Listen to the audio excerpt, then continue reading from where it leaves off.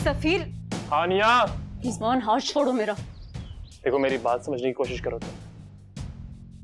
Let me explain to you. अब कुछ भी नहीं बचा कहने के लिए तुम्हारे। तुम अपनी हद पार कर चुके हो। हानिया मैं जानता हूँ जो हुआ अच्छा नहीं हुआ, गलत हुआ, लेकिन मैं मजबूर था। रिजवान अब बस।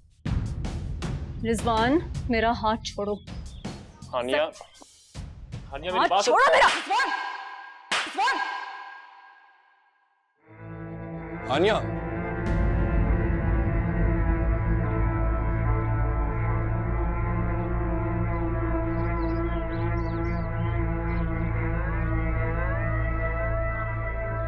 ओए,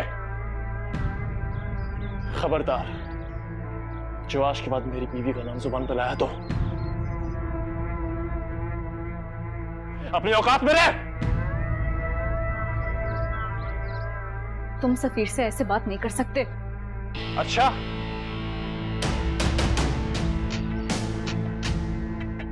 कौन रोकेगा मुझे? मैं रोकूंगी तुम्हें। हानिया मेरे सबर का इम्तिहान मत लो तुम।